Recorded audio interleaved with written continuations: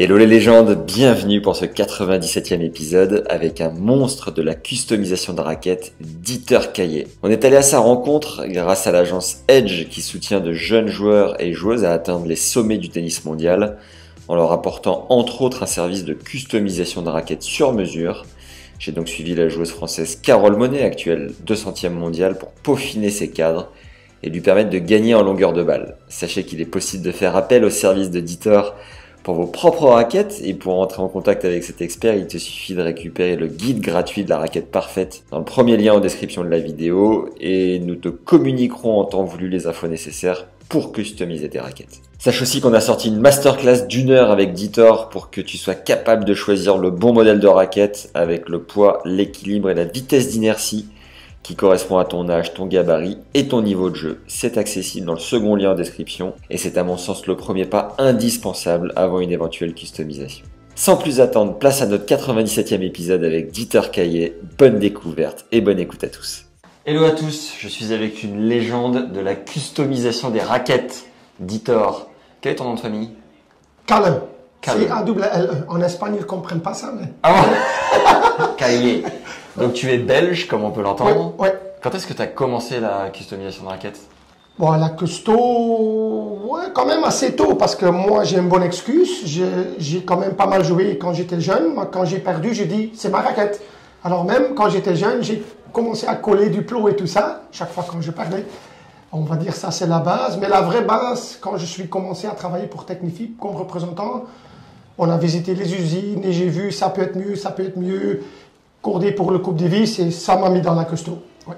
Tu penses que tu as fait combien de raquettes de joueurs professionnels jusqu'à maintenant? Bah, je sais pas, imagine, au début tu fais pas tellement beaucoup, mais... Par an, là, t'en fais quoi, là? Ça dépend, on va dire entre 1200 et 1400, je crois. Par an? Ouais, par an. Mais c'est que ça, hein, je fais que ça. Depuis combien de temps? On va dire depuis les derniers 6-7 ans, ouais, on va dire... Ouais. Au moins 10 000 raquettes, quoi. Ouais, peut-être plus dans ma vie, ouais, c'est sûr. Avant, je cordais un petit peu pour les grands chelems, mais maintenant, je corde plus juste Coupe Davis, Billie Jean Cup. Maintenant, c'est tout, mais c'est que customisé. Ouais. Et c'est quoi, en fait? C'est ta passion d'aller déconstruire une raquette, décortiquer, rajouter, enlever? Bah ouais, le problème, j'avais 2 jobs, représentant pour Technifib, customisation, et c'est devenu tellement gros, la custo, c'est mon cœur, c'est ma passion et j'adore aller sur le terrain avec les joueurs pour analyser leur type de jeu et voilà. Ouais. Quels sont les joueurs les plus connus que tu as customisés? Pas connus maintenant, je travaille pas mal pour les Français. Hein. Maintenant j'ai également mon fils, j'ai Lindrikner, j'ai Constant Lestienne qui joue bien maintenant.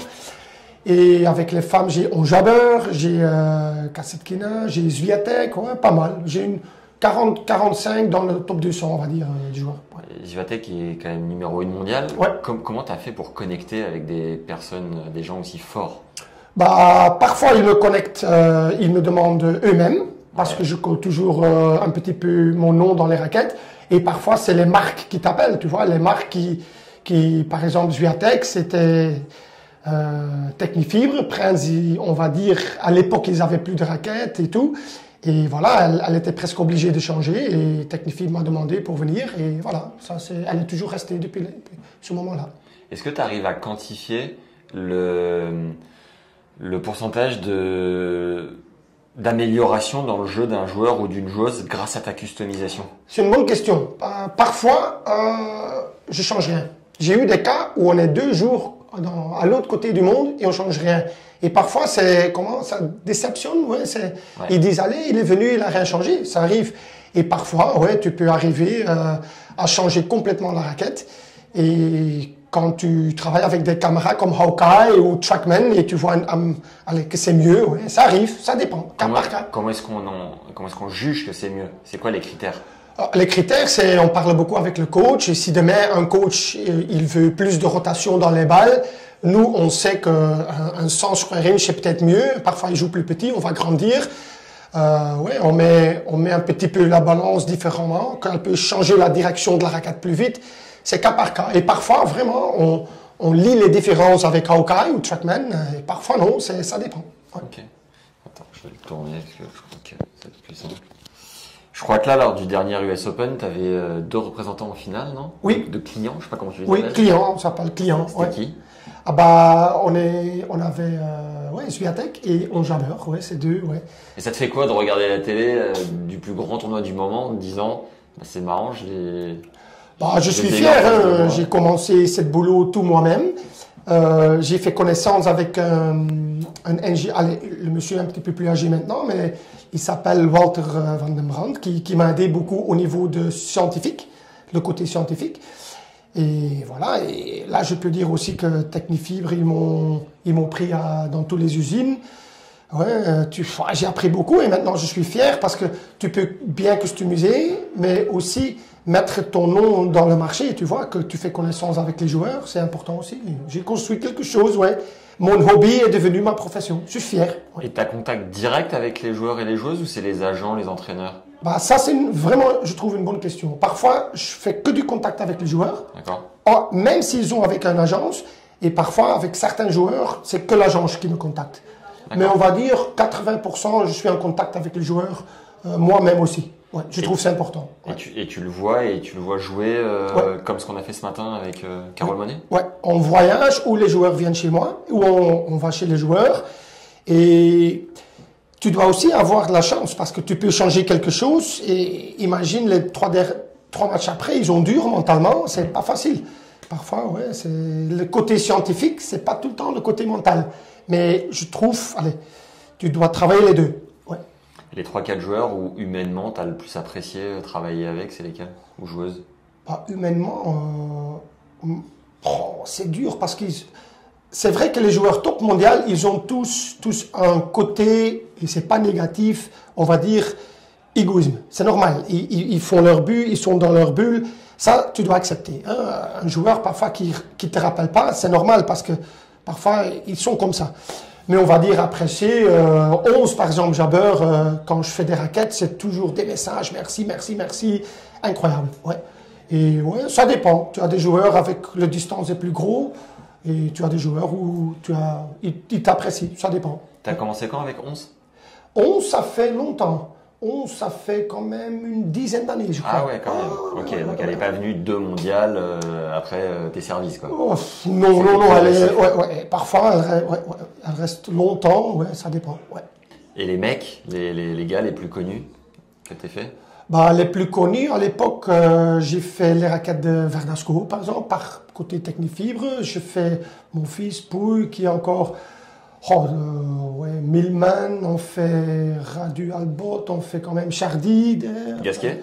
Non, Gasquet, Qui fait sa butée sur le...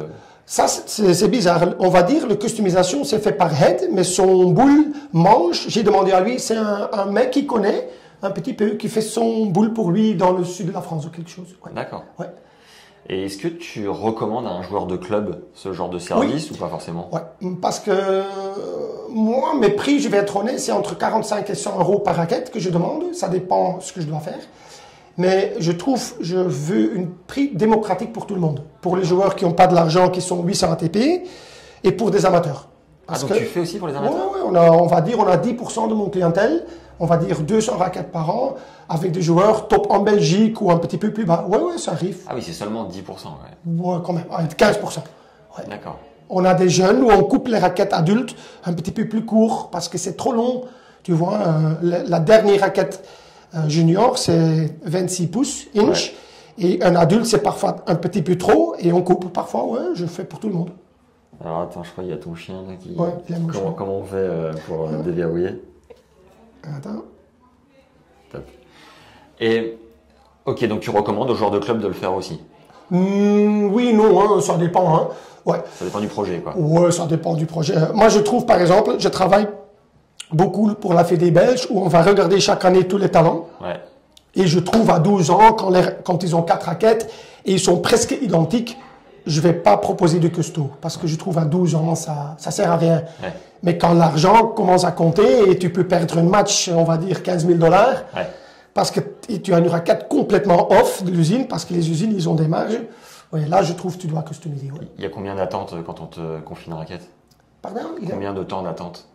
Ça dépend. Parce que là, je crois que tu as 80 raquettes. Ouais, j'ai beaucoup. Ça, On va dire sur un an, je peux faire mon boulot, mais ça vient pas sur un an parce que maintenant tu as 2-3 marques qui changent de couleur et ça tout vient en une fois. Là, s'il y a un gars de tennis légende qui te demande 4 raquettes, combien de temps il doit attendre? Tennis légende, ce soir ils sont prêts. Sympa. Non. Ça dépend. Mais normalement, j'essaye de faire quand même les raquettes. J'ai une priorité. C'est pas first in, first out. Moi, j'ai une priorité. Les gens qui ont des raquettes, et je suis full, et qui ont encore des raquettes, ils doivent attendre un petit peu plus qu'un joueur qui est en train de tester. Parce qu'un joueur qui teste, il a besoin des tests très vite et il doit encore faire les nouvelles. Ouais. Alors, c'est pas first in, first out, c'est des joueurs qui vont pas changer des spécifications, qui vont juste changer la raquette, des nouvelles. Ils peuvent attendre peut-être 2 semaines. D'accord. Ouais. On peut te contacter comment? Par Instagram? Je suis très mauvais en social media. Ouais. J'ai pas le temps. Voilà. Et quand je me mets sur... J'ai fait une fois social media. J'ai mis la raquette de John Millman quand il a battu Federer sur le social media et j'ai eu 100 appels. Et là, j'ai pas le temps et j'ai décidé de ne pas trop mettre sur multimédia. D'accord. Ouais. Donc, on t'envoie un mail? Ouais, un mail ou par téléphone. Je suis quelqu'un d'une ancienne génération. J'adore entendre et contacter les gens par mon voix. Très bien. Ouais. Quelles ont été les demandes les plus farfelues, les plus folles qu'on t'ait demandé sur des raquettes? Bon, le plus folle, c'est un Hollandais qui joue 1100 ATP qui a demandé un entre-grip 11 et 9. Et parce qu'il a des mains... Oui, il a des mains très longues, très spéciales. Bah, j'ai un joueur, par exemple, Radu Albot, il est très petit, je dois rallonger les raquettes incroyables. Ouais, par exemple, Xavier Malice, à l'époque, il joue avec un bouchon au grip 5 comme Gasquet.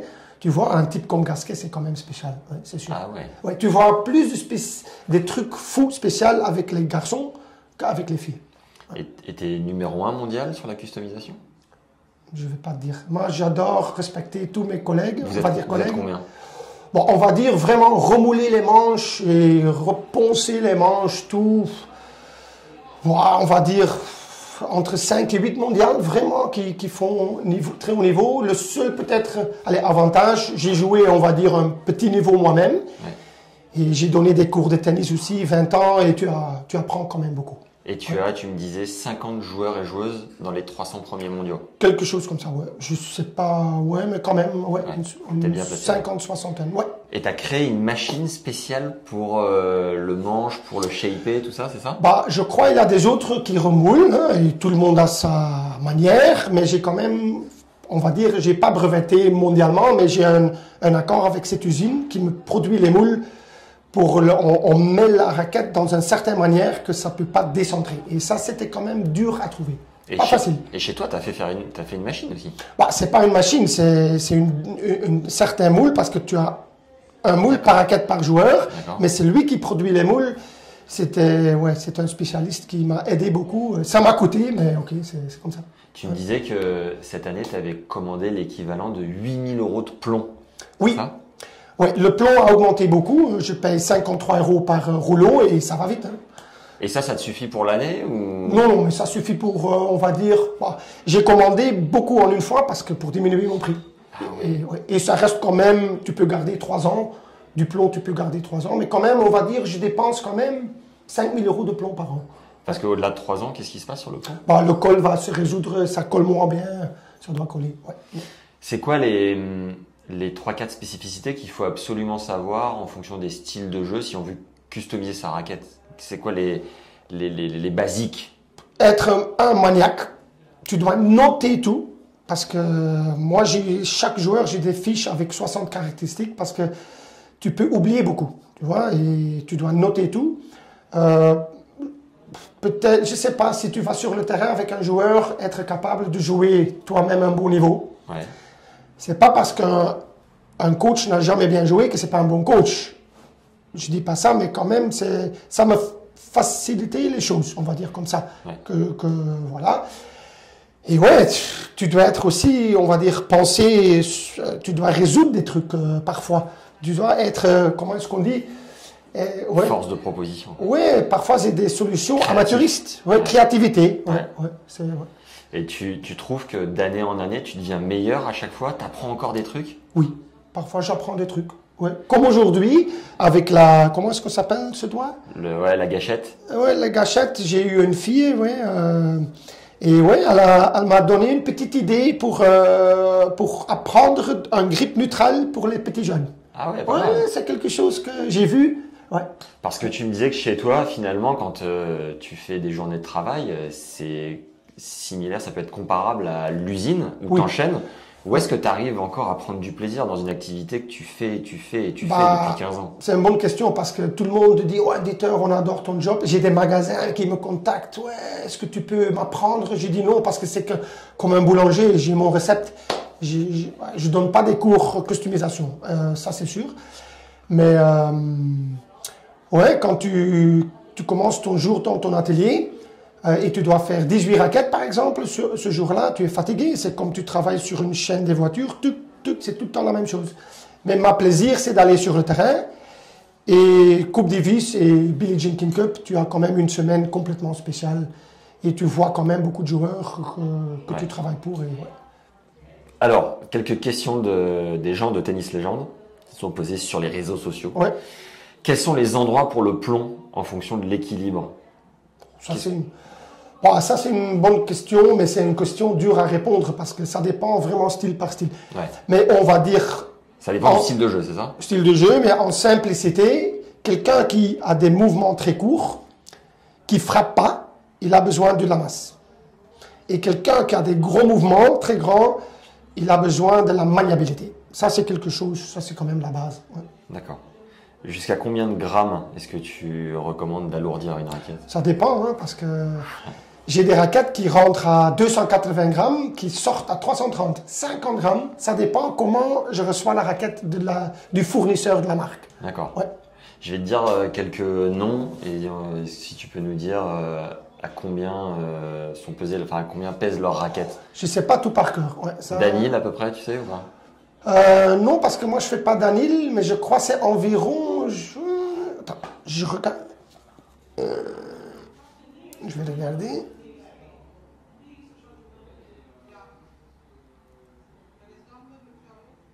Ouais, on va dire. Ouais. Ouais. D'anil, environ, je crois, 327 grammes. Mais ça fait quand même des années que ça peut changer. Hein. Parfois, ça peut évoluer. Joko? Joko, je crois, mais je suis pas sûr. Je crois que c'est 300. Je peux te dire ce soir parce que j'ai une raquette de lui. Je crois que c'est 300. Je vais te dire. Ah, tu fais la raquette de Joko? Non, mais j'ai une raquette que j'ai reçue par un autre joueur pour juste. Ouais. J'adore connaître les chiffres de tous les joueurs. Rafa? Rafa, je peux pas te dire. Ça, je dois rechercher aussi ce soir. Ouais. Roger? Roger, moi j'ai mesuré encore une fois à 342. Ouais. Mais oui, l'ancienne génération joue beaucoup plus lourd que les nouvelles générations. Aujourd'hui, les nouvelles générations jouent plus autour de combien?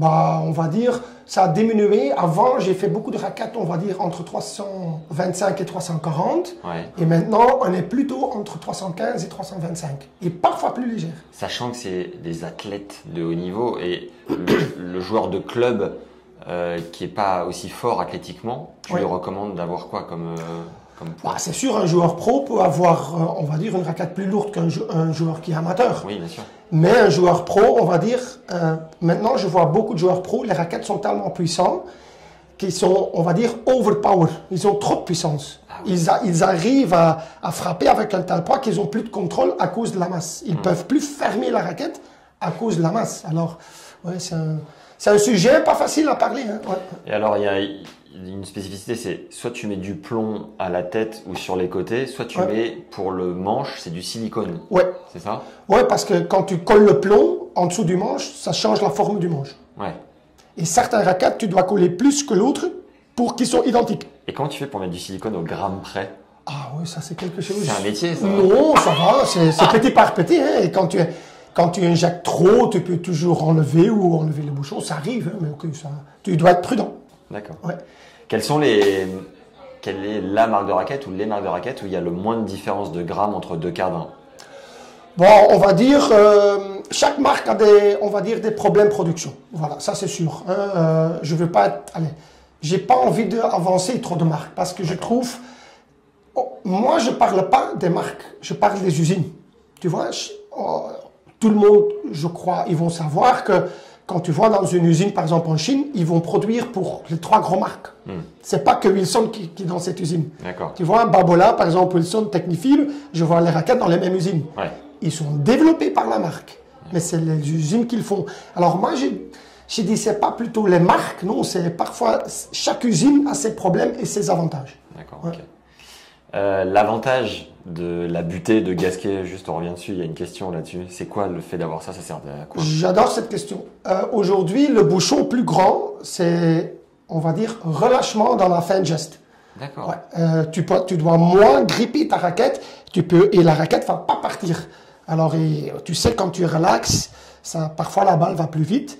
Tu peux fermer un petit peu plus vite. Ouais, j'ai quand même beaucoup de joueurs pro qui me demandent. Pas comme Gasquet, c'est vraiment beaucoup, mais quand même beaucoup. Ouais. C'est quoi l'intérêt d'avoir un gros manche ou au contraire d'avoir un petit manche? Bah, ça se joue de plus en plus petit. Verdasco, grip 2, Nadal, grip 2, c'est des mecs qui sont grands. Et C'est quoi l'intérêt? une manche petit et plus maniable, ça peut changer la direction un petit peu plus vite. Plus de toucher aussi? Ouais, plus, c'est personnel, mais plus je touche. J'ai pas beaucoup de joueurs qui jouent trop grand. Aujourd'hui, on a eu une fille qui joue trop grand. Et on va jouer plus petit. Est-ce que tous les pros rajoutent du plomb dans leur raquette? Oui et non. J'ai quelques joueurs, ouais, quand même. Hein. J'ai par exemple David Goffin qui joue vraiment presque une raquette de base. Vraiment rien. C'est là où Wilson, ils ont un pro stock, ils regardent les raquettes les plus proches et ils donnent à lui. C'est parce qu'il n'y croit pas, ce service? Bah non, mais il joue beaucoup avec une raquette ou 2 raquettes tout le match et il est moins sensible. Il dit ouais, ça va. Et tu as des joueurs qui sont hyper punctueux comme Constant Lestienne. D'accord. Juste un rappel, si tu l'as pas encore fait, récupère gratuitement le guide de la raquette parfaite. En bonus, Dieter nous montre sa méthode contre-intuitive pour poser un surgrip au millimètre. C'est dans le premier lien en description de l'épisode. Et dans le second lien, tu as accès à une masterclass d'1 heure qui t'aide à choisir la raquette la plus adaptée à ton âge, ton gabarit et ton style de jeu. Sache que tu peux poser toutes tes questions à Dieter en marge de cette masterclass. Et sur ces belles paroles, on y retourne. Ouais. Quel est l'impact du poids de la raquette sur le jeu, sur la puissance, sur le contrôle, sur la lourdeur? Tu peux dire, je sais pas, en pourcentage peut-être, l'impact du poids de la raquette sur le jeu, la puissance, le contrôle, la lourdeur. Oh, mais ça c'est Hyper dur à dire. Ouais, ça c'est dur à dire parce que, ouais, par exemple, un joueur qui frappe pas, qui pousse et qui a pas de masse, l'impact devient complètement différent. Ouais, un joueur qui a une accélération vite, une bras très vite, il a moins de problèmes avec l'impact. Tu vois, ça dépend. Ça c'est dur à dire sur une minute. Ouais. Quel est l'impact de la rigidité sur la puissance? Bah, c'est sûr, les raquettes sont de plus en plus rigides. Et quand une raquette est rigide, ça va pas plier. Hein, une raquette, ça revient après la balle est partie. Alors une raquette qui est rigide, les cordages commencent à travailler et ça donne plus de puissance. Ouais. Alors maintenant, les raquettes sont assez rigides. Ouais. Environ 68 et 71 rigidité. D'accord. Plus dur qu'avant. Ouais. Et tu gères le cordage toi aussi ou pas? Bah, on gère, on donne des conseils pour des cordages, ouais, c'est sûr. Mais tu es moins passionné par le cordage que par la custo elle-même de la raquette? Bah, les cordages, c'est quelque chose de personnel. Parce que quand tu as des groupes de cordages, et presque tout le monde joue avec du polyester. Et quand tu vas comparer deux cordages, par exemple avec Hawkeye, c'est dur à voir la différence. C'est tellement proche un cordage de l'autre que c'est plutôt la tête et la feeling du joueur. Mais on peut aider sur les kilos, le plan de cordage, on donne des conseils, mais dès que la raquette est customisée, le poids est fait, c'est quand même un choix des joueurs plutôt. Ouais. Je viens de faire une interview comme avec toi, avec Karim qui est boss pour Artengo, qui nous recommandait et qui recommandait aux joueurs de club de baisser en tension plus ça va. Est-ce que tu confirmes ou toi tu as une autre vision des choses? Bah, scientifiquement, quand tu joues avec une tension très haute, tu peux mettre le balle sur une place plus précise. Ouais. Mais c'est vrai que l'impact devient dur. Et avec les joueurs amateurs, on va dire des vétérans, 45 ans, qui n'ont pas un swing très vite, c'est mieux de baisser. C'est sûr, parce que la balle va partir un petit peu plus facile. Ouais. Et aujourd'hui, je trouve, par exemple, avec les femmes, rotation de balle. Beaucoup de femmes, ils n'ont pas assez de rotation de balle. Si tu descends un petit peu, la balle, la rotation va plus vite. Je trouve, ouais, on peut quand même, Karim a raison, on peut aider beaucoup sur le cordage. Ouais. Karim, on t'embrasse. Quel est l'impact de l'équilibre sur la raquette? Bah, si c'est trop bas, tu as un choc très grand. Si c'est trop haut, c'est pas maniable. Et c'est de trouver un compromis entre le coup droit et le revers. Ouais, ça c'est. Ouais. Voilà, merci les gars. Ouais.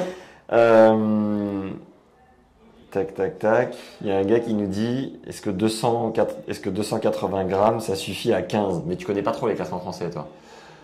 15. Attends, j'ai les classements ici. C'est pareil, c'est des demandes qui sont assez dures à répondre, mais Non, on peut c'est essayer. pas 15.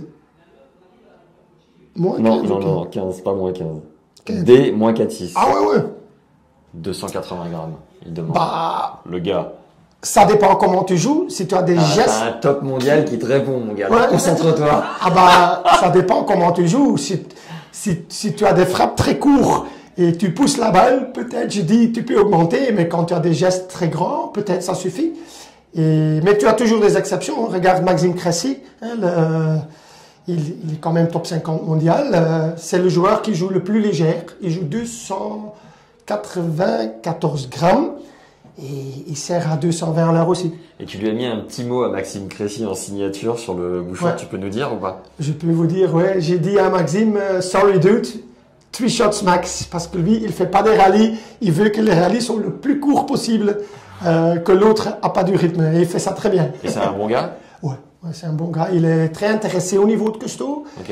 et on va dire, c'est un des cas, pour moi, où j'ai appris que c'est pas que la masse qui compte, parce que beaucoup de joueurs demandent plus lourd, mais ça c'est quand même une preuve, Maxime Cressy, que Ouais. jouer très légère, ça peut marcher aussi. Ouais.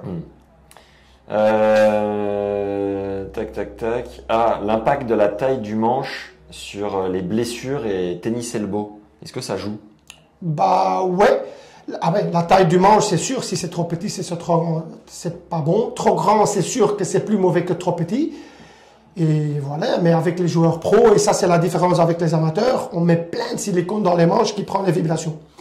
Avec le polyester, un cordage dur, tu as beaucoup de vibrations, et on met beaucoup de silicone dans les manches, mais ouais. Ah, le silicone absorbe les vibrations. Ouais. D'accord. Interesting. ça, Est-ce qu'il y a une question ou deux que j'ai pas posée et que c'est hyper important de comprendre sur la customisation? Oh, ça c'est, je dois penser. Peut-être, ouais. Qu'est-ce que le custo fait sur le poids, sur le truc mental? Ouais. Ah yes. Ouais. Alors je te la pose la question. Mentalement, qu'est-ce que ça ajoute ou qu'est-ce que ça enlève la customisation? Bah, moi je trouve mentalement, dès que tu commences sur une carrière professionnelle, ça peut t'aider parce que si tu casses une cordage dans le tie-break et tu es sûr que tes raquettes sont pas identiques, tu as un gros problème. Ouais. Parce que scientifiquement, tu vas rater une balle. Quand la raquette est 5-6 grammes plus lourde, ça peut te faire rater une balle. Alors je trouve au niveau mental, c'est quand même important que quand tu veux devenir pro ou tu es pro, que les raquettes sont identiques sur tous les moments. Ouais. Toi, quand tu vois un joueur, si un joueur de club vient te voir et tu regardes son jeu, est-ce que tu es capable de lui dire il te faut telle raquette, à tel poids, avec tel enfin, est-ce que rapidement, en fonction du style de jeu, tu es capable d'orienter la personne sur le bon produit? Oui, parce que je garde tous mes chiffres. Je garde toutes les spécifications de tous les joueurs pro, amateurs, tout. Ouais. On va dire à 95%, je suis dans le bon chemin. Okay. Et là, c'est le mental. Parfois, le joueur dit, ouais, c'est bon, mais j'ai un coup qui marche pas. Et parfois, tu dis, OK, on ajoute là un petit peu pour toi et ça peut aider. Ouais. Parfois, j'ai besoin de la chance que quand tu changes quelque chose, il gagne les 3 premiers matchs. Ouais. Mais c'est vrai, quand tu joues avec une nouvelle raquette, nouvelle couleur, tu joues toujours bien. Ah bon? C'est vrai parce que tu penses pas trop à ton nervosité, tu as une nouvelle raquette. Ouais, et on a beaucoup de joueurs qui changent de raquette, qui adorent la raquette les premières 3 semaines. Et après, tu retombes sur tes anciens trucs. Parfois, c'est pas facile de customiser. Et alors, c'est quoi le secret pour, après les 3 semaines, pour gérer le mental qui revient? Ben, moi, j'envoie parfois des messages à des joueurs. Quand tu as battu, par exemple, le numéro 1 mondial, et tu as fait ton meilleur match, je dis quand même aux joueurs, garde cette raquette. C'est la preuve que tu as quand même bien joué avec cette raquette. Commence pas à rechipoter. Ouais. Mais tu as des joueurs qui chipotent tout le temps. Ouais, mais après, parfois, il y a plein de questions. Il y a l'argent, il y a les contrats. Oui, il y a changement des raquettes, des contrats. Et là, je crois que tu dois commencer à chipoter, à adapter. Mais quand tu as un contrat de 5 ans avec une marque et tu as battu par exemple, numéro 1 mondial en jouant bien et que tu as fait ton meilleur match arrête de chipoter. Ouais. Parfois, c'est le temps d'arrêter de jouer. Ouais. Je crois qu'il faut que je te laisse parce que tu as 96 raquettes à faire. Et déjà, merci d'avoir pris le temps. Merci beaucoup. Merci, Litor. Allez. Je vais pas t'enlever tes informations. Je note trop sur mes mains. T'as dit, c'est les secrets des customisateurs. Faut tout noter. Allez, à la prochaine. ciao. Et c'est pas fini les légendes, je vous mets la conclusion de notre masterclass avec Dieter qui nous a partagé quelques infos complémentaires qui peuvent vous régaler. Allez découvrir les 14 parties de secours d'1 heure dans le second lien en description de l'épisode. Allez, on file et on termine. Les mecs, pour terminer, les quelques mecs les plus connus que tu customises, c'est qui? Bon, moi, je travaille pour Gaël, mon fils. C'est un des joueurs qui joue très très lourd. Ouais, c'est on va dire un joueur il est dans mes records au niveau du poids. D'accord. Mais c'est vrai, Gaël, il a une vitesse bras quand même énorme, mais il a aussi la tendance de jouer très loin derrière sa ligne pour commencer le rallye. Hein, Ouais. et après, il monte. Ça veut dire qu'il a un petit peu plus de temps et il peut jouer lourd. Moi, j'ai les noms. Attends, je prends une petite liste. Moi, j'ai travaillé, pour quelques exemples, toujours travaillé longtemps. Tout le monde connaît. Ah, je vais mettre quelques Français. Hein. Chardy qui vient, Lucas Pouille qui vient. Maintenant, les Belges, j'ai toujours travaillé pour. Tout le monde connaît Malice, Vliegen, Locus, Darcy. Je travaille pour maintenant les jeunes qui viennent. Oh, les femmes, je travaille par exemple pour Sviatek, On Jabber, Kasatkina, Clara Towson, Elise Mertens, ouais, beaucoup, beaucoup. Mais on va dire la vieille génération de Federer et tout, moi j'étais trop jeune. Je ne travaille pas encore pour eux. Et Ouais. les joueurs qui t'ont le plus impressionné sur le bruit à la frappe? Oh, c'est quand même, je dois dire, quand sur une balle morte, j'ai deux joueurs qui m'ont impressionné vraiment. C'est mon fils Gaël. Quand tu vois quelle vitesse il peut crier sur une balle très longue, parce que parfois il est 3 mètres derrière sa ligne et il met une mythe. J'ai dit, comment tu peux faire ça? Ouais. Et le deuxième joueur qui m'a impressionné, c'est un joueur complètement différent, c'est Maxime Cressy. Il joue avec une raquette tellement légère et ouais, il monte au filet tout le temps, il ne fait pas des rallyes, on va dire, il casse complètement ton jeu, tu ne retrouves pas ton rythme parce que je sais, beaucoup de joueurs, ils ont peur de lui. Parce que ouais, il veut juste monter au filet et tuer le point le plus vite possible. C'est deux contradictoires. Et on va dire, c'est mon client avec la raquette le plus léger et le plus lourd.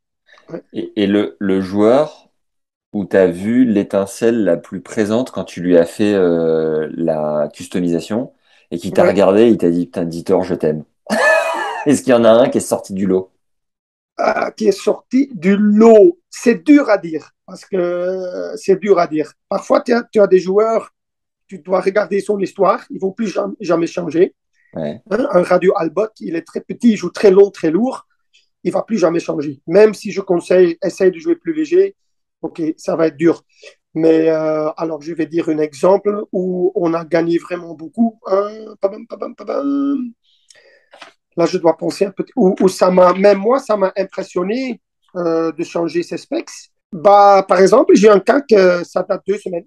Non, ça date 3 semaines. J'ai un cas qui, tout le monde le connaît, un junior qui est il va être numéro 1 mondial junior, Gilles Arnaud Bailly. Ouais. Et il a joué son premier match ATP contre Goffin. Il a presque battu David. Et là, je crois 2 semaines avant, on a changé. Moi, je trouvais qu'il jouait trop lourd en tête. J'avais analysé en Coupe Davis parce qu'il pouvait jouer, allez, entraîner avec l'équipe belge comme talentueux en Coupe Davis. Et on a fait un jour de test avec ses entraîneurs. Et là, quand même, on a retrouvé un coup droit qui a amélioré juste, allez, je ne dis pas c'est tout le temps les spécifications de la raquette, mais on a gardé la même poids, la même balance, mais on a diminué son swing weight. Et je l'avais dit, hein, tu vas jouer contre des joueurs qui sont mieux que toi. Tu vas avoir besoin d'une raquette plus maniable parce que ça va être dur avec des spécifications comme ça. Et là, on a trouvé une preuve. Hein, il a tellement bien joué dans son match. Il était prêt. Il était plus trop tard. Son trajectoire, coup droit était beaucoup plus haut, plus de rotation. Et là, ça m'a surpris que quelques swing weights plus bas, ça a donné tellement de coups. Ouais. C'était où le match contre David? C'était à 250 ATP, Anvers. Ah, bah C'était c'était son là. premier match. Ouais. Okay. C'était son premier match ATP. Ouais, il avait un wildcard. Et là, j'ai dit quand même, aïe, aïe, aïe. Hein, ouais, parce que je l'avais vu une semaine en Coupe Davis et je trouve que la tête de la raquette passait pas assez. Ouais, et ouais, là, on a changé. Mais c'est dur mental parce que imagine là, il fait un match désastreux. Qu'est-ce que moi je vais dire? Ouais. Il s'était beaucoup entraîné avec avant ou pas? Non, pas trop, honnêtement. Je crois 2 semaines, c'est tout. C'est pas beaucoup, hein. Et Swiatek, sa raquette est beaucoup customisée? Bah, oui et non, ouais. Tout le monde sait que les raquettes, tous les marques, ils font des marges de l'usine, ils font des petits erreurs. Hein, c'est tous les marques. Wilson, Babolat, Technifib, Yonex. Une raquette à 285 grammes, c'est toujours moins 5 plus 5. D'accord. Alors, on a pris une raquette un petit peu plus légère que j'ai du marge pour travailler. Alors, la base, c'est un 285 et là, j'ai quand même un petit peu de marge pour faire les specs. Ça veut dire, oui, la raquette est customisée, on va dire 14 grammes, environ 14 grammes pour son jeu. Et on a mis, parce qu'elle ne voudrait pas changer la taille du grip et la forme du grip Prince, parce qu'elle jouait Prince, on a fait un grip Prince, forme Prince sur un technique. D'accord. Ouais, Et tu me disais que tu faisais 15% de raquettes pour des amateurs. ouais. Si des abonnés de Tennis Légende veulent te contacter, je peux les mettre en relation avec toi? Oui, mais fais attention parce que maintenant, à partir de maintenant jusqu'à mi-janvier, c'est dur, dur, dur, dur, dur, parce que je prépare beaucoup de raquettes pour Australian Open. Tous les marques, ils viennent avec des nouveaux couleurs, Ouais, hein, des nouveaux modèles. Les joueurs, ils veulent tester. Alors, après, quand ils testent, tu dois encore préparer. Alors, pour moi, tu peux m'appeler après mi-janvier. ça marche, c'est noté. Très bien. Pas de souci. Est-ce qu'il y Ouais. a est-ce qu'il y a un mot pour terminer, Ditor? Bah, on a passé un jour et voilà, c'est normal comme customisateur pour on va dire, les meilleurs joueurs mondiaux.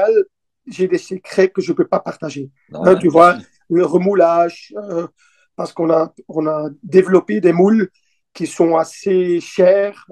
Ouais, ouais, changer la taille du grip, comment je rallonge les raquettes, si j'ai trouvé des trucs moi-même pour que ça ne casse pas. Alors, j'ai parfois envie de raconter, mais je dois quand même me protéger un petit peu. Ouais. Mais des gens comme toi, j'adore parce qu'on a vécu tu as vécu une journée ensemble avec une joueuse où même toi, tu as vu la différence entre deux raquettes customisées ou changer les specs. Ouais. Ah, c'était génial, c'était incroyable. Le plus dur que moi dans mon custo, c'est quand tu changes, je dois protéger ma réputation parce que j'ai joué un petit peu moi-même aussi. Ouais. Je dois protéger ma réputation.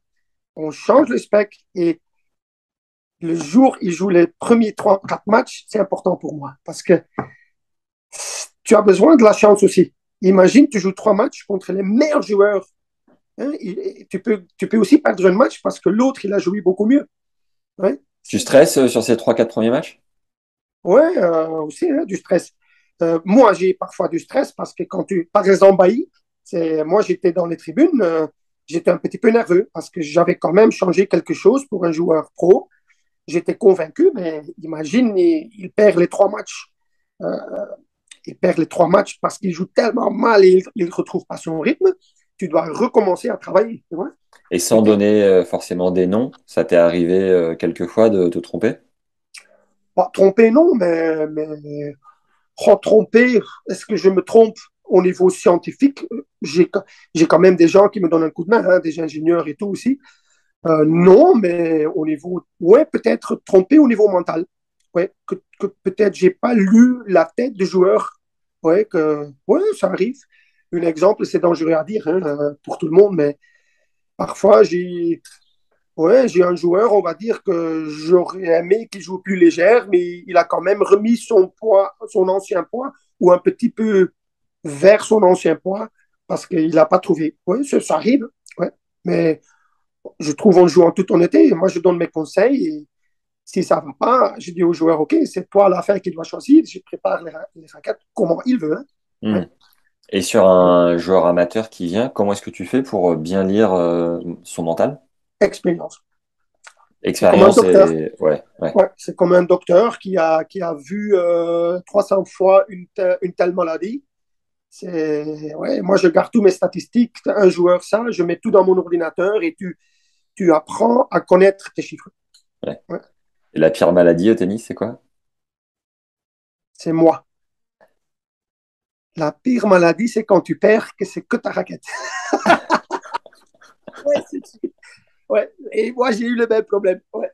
Au début, tu dis, parce que je vais dire quelque chose peut-être qui n'est pas très correct faire beaucoup de joueurs, mais parfois, les joueurs qui arrivent pas à leur niveau top, ouais, qui commencent à jouer mal, ouais, ils commencent à travailler parfois leur raquette avec moi. Et ouais, parfois c'est possible, ils sont pas assez talentueux ou ils travaillent pas assez. Ou c'est une excuse. Ouais, C'est vrai. Ouais. Pas tout le monde est construit pour devenir top 100. bien sûr, évidemment. Voilà. Et parfois, tu as des joueurs, ça m'arrive, hein, ouais, ils disent, ouais, c'est la raquette, c'est le cordage, c'est le coach physique, ouais, mais parfois, ouais, ça arrive. Ouais. Et C'est pas tout le temps la raquette. pour terminer, je te disais, je joue avec une raquette là qui est trop lourde et qui est plus forcément adaptée parce que ça fait 6 ans que je l'ai, même plus, je crois. Ouais. Si demain, je prends le bon modèle avec toi, que tu me diagnostiques bien comme un bon Ouais. docteur qui a de l'expérience, combien en pourcentage je peux aller chercher de progression? Ça dépend. Ça, on peut pas dire, mais pour les joueurs pros, ça peut jouer beaucoup. Ouais, parce que quand une raquette est adaptée, oui ou non, ça peut varier entre 8 et. Tu peux gagner, par exemple, 8 ou 9 km à l'heure, mais c'est un ace ou c'est pas un ace. Ouais. Tu vois? Ça peut, mais ça dépend comment il gère les moments importants. Ouais. Mais on sait que niveau pro, c'est des Formule 1, c'est des micro-détails, C'est des micros. c'est Voilà. des petits pourcentages. Donc Ouais. forcément, sur les joueurs de club, c'est des plus gros changements. On- Moi, j'imagine qu'avec le bon matos, je peux aller chercher au moins 20% d'efficacité en plus. En 20, tu peux. Ouais, ouais, ça peut arriver, hein, ça dépend. Quand tu joues vraiment avec une raquette qui est complètement pas pour toi, tu peux gagner, on va dire, 20%. Ouais. Ouais. Mais j'ai aussi des cas qui gagnent 3-4%. Mais sur le niveau pro, c'est important. C'est énorme, bien sûr, c'est C'est énorme. énorme. C'est Ouais. comme le gars qui fait appel à la stat et qui gagne 1% grâce à la stat, c'est déjà ça, quoi. Ah voilà, c'est déjà Ouais. beaucoup. Ouais. Mais moi, je trouve mon boulot, c'est aussi d'aider le joueur au niveau mental. Parce que tu sais, mon phrase, et comme ça on va finir, Ouais. mon phrase commerciale, hein, dans mes bouchons, je vais t'envoyer une photo, c'est Where racket meets mind, where the racket meets the mind. Ouais. C'est où la raquette, ça fait le même, on va dire, je ne sais pas le mot en français, meets, joint la mentale. Ouais. Rejoint. Ouais. Rejoint le mental. C'est important pour moi. Ouais. Nice. Merci, éditeur. Et je t'envoie une photo tout à l'heure. Ça va? Trop bien. Eh Ça, peut-être, ben, tu peux commencer ton truc. J'adore ça, la phrase. Ouais. when the racket meets the mind, quand la raquette Ouais. rejoint le Ouais. mental. Ça, c'est mon phrase. Et le logo, tu vas avoir un logo en 3D, c'est DC. Tu vois? Tu vas avoir un D et un C, c'est Dietercal, DC. Parce tu vas demander. Et le logo, c'est les grips, tu vois? Tu vas voir les grips, changement du grip dans le logo. J'ai bien En- pensé à ça. envoie-moi la photo, ouais. OK, tout à l'heure. Trop Ça va. bien. Merci, éditeur. Ciao. À Bye. bientôt. Ciao, On ciao. s'appelle. Allez. Ouais, ciao, ciao. Merci d'avoir suivi ce nouvel épisode avec Dieter, alias le Benoît Poulvord de la customisation de raquettes. Immense merci à Edge de nous avoir permis de réaliser ce contenu. Mets-nous un like sur YouTube si ça t'a plu, 5 étoiles sur Spotify et Apple Podcast et un commentaire en plus. J'adore vous lire, ça me donne une énergie incroyable pour continuer de produire du contenu. Pour rappel, récupère gratuitement le guide de la raquette parfaite et nous t'enverrons les infos pour entrer en contact avec Dieter et customiser tes propres cadres. Si c'est un service qui t'intéresse, c'est le premier lien en description. Et découvre le plan en 14 parties de notre masterclass d'1 heure avec Dieter pour te donner toutes les cartes en main, de choisir la meilleure raquette possible en fonction de ton âge, ton gabarit et ton niveau de jeu. Second lien en description. Pense à partager cet épisode à un pote un peu maniaque sur son matos, ça devrait lui plaire. Sache que tu es un ambassadeur du podcast et le bouche à oreille nous aide considérablement à grandir. Alors par avance, merci de diffuser ce travail. Ça prend 5 secondes et ça fait une diff considérable à la fin de la semaine, à la fin du mois, à la fin de l'année et à la fin de nos vies. Voilà. Si tu veux nous soutenir d'une autre manière, tu peux le faire sur Tipeee en faisant un don. C'est tellement cool de se sentir soutenu. Pour accéder à la page, tape Tipeee, T-I-P-E-E-E, donc 3 E, puis Tennis Légende Podcast dans Google, et yallah! J'ai une annonce importante à vous faire, les légendes. On recherche quelqu'un qui a envie de nous aider à développer du contenu sur le paddle. Quelqu'un de passionné qui aime les réseaux, qui a du temps évidemment et qui y croit. C'est hyper important. Perso, j'aime le paddle d'une force incompréhensible, mais avec Johan, on n'a tout simplement pas assez de temps à se dégager. Donc, envoyez-moi un mail à max@tennislegende.fr si vous êtes chaud et parlez-en autour de vous. Si vous pensez à la bonne personne, j'ai trop hâte, vraiment, objectif de 2023. D'ailleurs, je suis aussi joignable sur LinkedIn à Max Zamora ZAMORA et Insta, Tennis Legend Podcast. Et on a besoin d'aide à plusieurs niveaux pour 2023, donc n'hésitez surtout pas à nous envoyer des candidatures spontanées. Vraiment, je réponds à tout le monde. Et si vous avez des idées de partenariat ou autre, voilà, un petit mot sur LinkedIn, sur Insta, par mail, peu importe, mais venez proposer. C'est toujours hyper cool d'échanger en direct. Je crois qu'on a fait le tour, la fin d'année approche gentiment. C'était 12 mois incroyables et j'ai l'impression que ça n'est que le début. J'ai pas trop envie de m'avancer, mais je crois qu'il y a de beaux projets à venir. Bref, je vous en parlerai quand tout ça sera finalisé. Je vous envoie des bises les légendes et je vous laisse avec la blague préférée de Dieter. C'est en anglais et elle est faite à la légende du tennis, considérée comme une des plus grandes sportives de tous les temps, Billie Jean King, qui a gagné les 4 tournois du Grand Chelem et qui a été numéro 1 mondiale en simple et en double. C'était lors de la Fed Cup, alias justement la Billie Jean King Cup. Dorénavant, c'est cadeau. Ciao. We were in the Davis Cup. It was with the net, Yeah. and we First had time. against well, Israel, and we had an hypnosis guy. Hypnosis? Yeah. So we had a team show, you know, and we had a new Belgian watch, and I had to come up because I always make fun. So the guy was like this.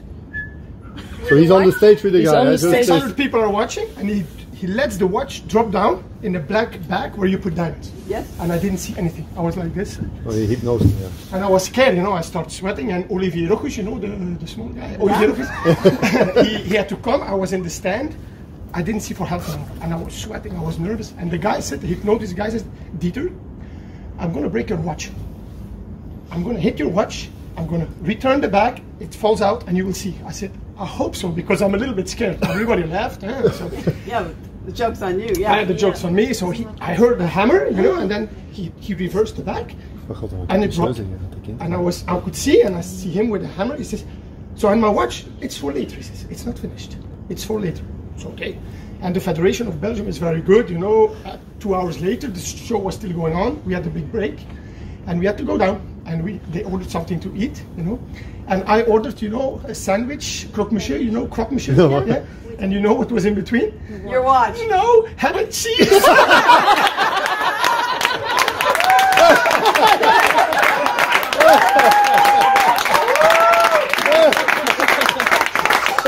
Oh, great! Yes! I was never there. I was never there.